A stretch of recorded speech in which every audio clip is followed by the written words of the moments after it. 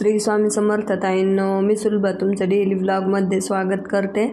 आणि हा व्हिडिओ चतुर्थीच्या दिवशीचा म्हणजे मंगळवारचा व्हिडिओ आहे। तर इथं पूजा वगैरे मांडली होती आणि थोडंसं उशीर पण झाला। आम्ही एका कार्यक्रमाला गेलतो, त्याच्यामुळे रात्रीच पूजा मांडली आणि माझं स्वामी चरित्र सारामृताचं पण पारायण चालू आहे। मग ते सगळंच मी एकत्र मांडलं। त्याच्यामुळे मला म्हणजे गावाला गेल्यामुळं मोदक करायचे राहून गेले। मग त्या दिवशी मी काही मोदक केले नाहीत, तर भजे केले होते। तर तेच रेसिपी मी तुम्हाला दाखवणार आहे आणि आजचा स्वामी संदेश सांगते मी तुम्हाला। तर तुम्हाला आवडला तर नक्की कमेंट करा मला, श्री स्वामी समर्थ म्हणून।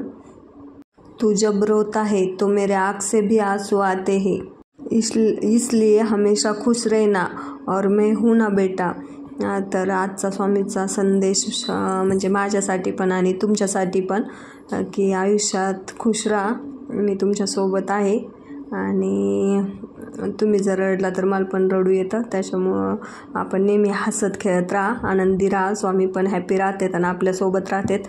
तर मुलांचं इकडं चाललं होतं खेळणं आणि आता म्हणजे आम्ही पुण्यावरून आलो त्यावेळेस खूप पाऊस झाला, तर मध्ये गॅप पण पडला माझ्या व्हिडिओमध्ये। आणि आता वारं सुटले नुसतं, तर पाऊस नाही काही नाही। आता झाडे बघू शकता सुकल्यावानी झाले तर। आणि मुलं बघा बॅट बॉल खेळत होते, कारण काय होतं इथं दूध घालायला डेअरीवरती लोक पण येतात, त्याच्यामुळे भरपूर असतात माणसं, म्हणजे त्यामुळं मुलं पण खेळत होते बिंदास। आणि तर त्यांचं चाललं होतं बॅट बॉल खेळायचं। तर मग माझा स्वयंपाक पण चालू आता। मग मी आज भजे करणार आहे, तर भजे कशाचे करणार होते बघा। तर हे बघू शकता तुम्ही, आम्हाला सकाळपासून वाटलं घोसाळं आहे, म्हणजे ते वरून दिसताना घोसाळ्यासारखं दिसत होतं, पण ते ज्यावेळेस मी कापलं, कारण वरून एकदम हिरवीगार होतं तर हे घोसाळं नाही, ही निघली काकडी। तर निघली म्हणजे इथं तुम्ही वेल बघितलाच असं, याच्या खाली कढीपत्त्याकडं 2 वेल आहेत, एक काय म्हणते त्याला दुधी भोपळा आणि एक काकडी। पण मला वाटलं ते घोसाळ्याचं आहे, कारण वेलामध्ये काय एवढं कळून येत नाही, मला तर नाही कळत, कारण मी पहिल्यांदाच लावले होते ते। आणि बघू शकता अशी हिरवी हिरवी वरून काकडी होती ती। आणि मी कापलं, सगळं साहित्य वगैरे पण काढलं आणि मग नंतर मग कांदा आणि बटाटा कापून गेलं। मग नाही तर आम्हाला नुसते घोसाळ्याची भजी करायचे होते। प्रणव म्हटला घोसाळ्याची भजी कर, घोसाळ्याची भजी कर, आणि ते वेगळंच काकडीच निघली ती कापल्याच्या नंतर। मग बटाटा आणि कांदा कापलाय, तर चाललेत आता बटाटा कांद्याचे भजे। तर तुम्हाला स्वामी संदेश कसा वाटतो ते पण सांगा, आणि आवडत असेल तर श्री स्वामी समर्थ नक्की म्हणा। आणि ज्या माझ्या स्वामी सेवेकरी आहेत त्यांनी नक्की म्हणजे श्री स्वामी समर्थ कमेंटमध्ये टाका। आणि जे पण स्वामी सेवा नसत्यान करीत त्यांनी पण स्वामी सेवा करा, कारण ते आपले गुरु येतं आणि तिथंच म्हणजे आपल्या सगळ्या गोष्टीचं म्हणजे काय म्हणतात सुख दुःख सगळं स्वामींपाशीच आपलं हे होतं, काय म्हणते त्याला म्हणजे सगळ्या गोष्टींचं तिथंच एक उपचार। आपण कसं दवाखान्यात जातो, दवाखान्यात कसं आपला इलाज होतो तशा टाईपचं आहे। तर त्याच्यामुळं नक्की स्वामी सेवा करा। स्वामी सेवेत नसताना तर स्वामी सेवेत नक्की या, तिथं खूप मोठा आनंद आहे आणि मला तरी खूप आनंद भेटतो। तर सध्या मी स्वामी समर्थांचं पारायण पण करते।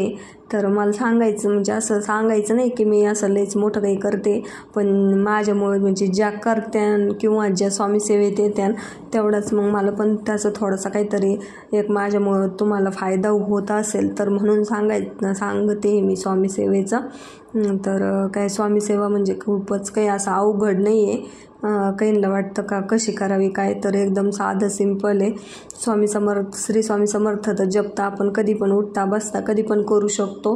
आणि राहिलं ते श्री स्वामी समर्थांचं सारामृत पुस्तक, तर ते ग्रंथ, तर तो वाचायचा, तो पण खूप छान आहे। खूप काही देऊन जातो आपल्याला आयुष्यात, म्हणजे स्वामींकडं आपल्याला काहीच मागायची गरज पडत नाही। मला तरी सध्या खरंच खूप अनुभव आलेला आहे स्वामींचा, की म्हणजे मला तर स्वामींकडे मागायचीच गरज पडत नाही कोणत्याच गोष्टीची, कारण प्रत्येक वेळेस स्वामी मला सांगतात मी तुझ्या पाठीशी, प्रत्येक वेळेस एक संदेश भेटून जातो। तर आजचा संदेश पण तुम्ही बघू शकता, तर तो माझ्यासाठीच आहे असं मला तरी वाटतं।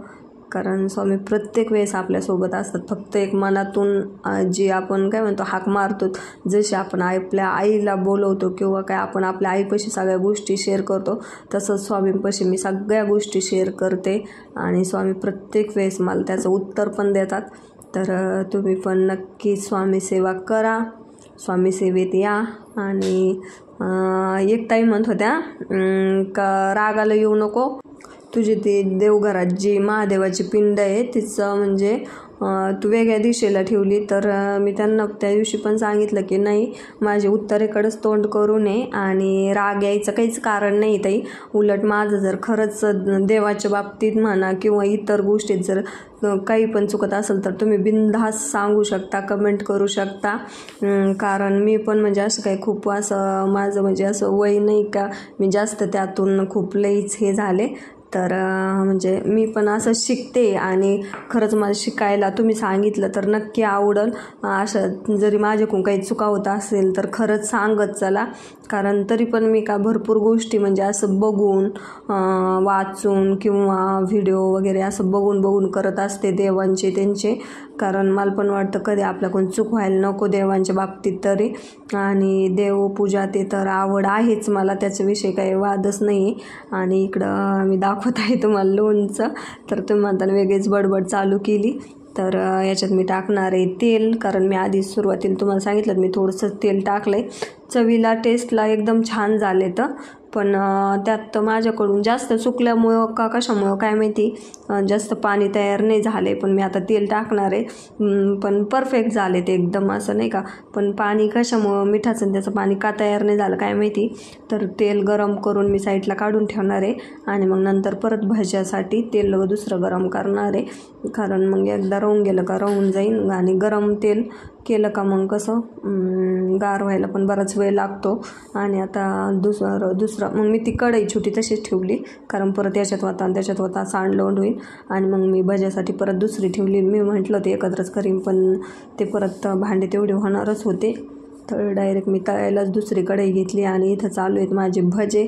तर भजेची रेसिपी काही नाही सांगितली कारण एकदम गावाकडच्या पद्धतीने बटाटा कांदा मिक्स भजे, बेसन पीठ, हिरवी मिरची, मीठ, हळद, लसूण याचं काय म्हणतात आपण वाटण आणि बेसन पीठ, खाता सोडा ओवा टाकू शकता तुम्ही. आणि काही नाही एकदम कुरकुरीत खूप छान भजे होते. मी डायरेक्ट शक्यतो मिक्स भजे करून टाकते मग. पण आज मला वाटलं ते घोसाळा निघले, प्रणवचं खूप इच्छा होती घोसाळ्याची भजे, तर ते काय काकडी निघली. तर चला मग आज भजे मग हे भजे बनवले तर मुलांचं पण होऊन जाईल भजे केलेत म्हणून. आणि तसं पण म्हणजे संग्रामला तर काही तेलकट काही खायचं एवढं म्हणजे नादच नाही आहे. आणि राहिली गोष्ट प्रणवला तर प्रणव त्याचं होऊन जाईल ह्या भज्यावर काय ना म्हणजे जास्त. तर मस्त कुरकुरीत भजे असे केले, तुम्ही एकदा करून बघा. साधं सिंपल पद्धतीनेच येतं आणि आमच्या गावाकडच्या रेसिपी एकदम अशा म्हणजे साध्याच असतात, त्याच्यामुळं काही एवढं असं हे नाही आहे. आणि बघू शकता एकदम कुरकुरीत भजे छान होते, गरम गरम खायला पण छान लागतात. आणि इथं मुलं बघा, मुलांना दिले आता खायला तर मुलांच्या रिॲक्शन बघा. आमच्या प्रणव बघा, प्रणव म्हणे कशाची भजी केलेत आता. हा ना प्रणव, कशाची भजी करायची होती आपल्याला? प्रणव कशाची भजी करायची होती आज? कुठं होतं घोसाळा? कढीपत्त्या. काय निघलं? चल बरं संग्राम खाऊन बघ बरं कसं लागतंय. पण काकडी छान आहे ना, गोड एकदम.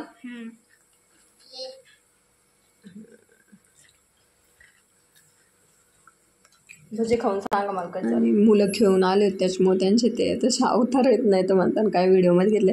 व्हिडिओ आवडला असेल तर लाईक करा, शेअर करा, छान छान कमेंट करा. चॅनलवर नवीन असेल तर सबस्क्राईब करा आणि भेटूया.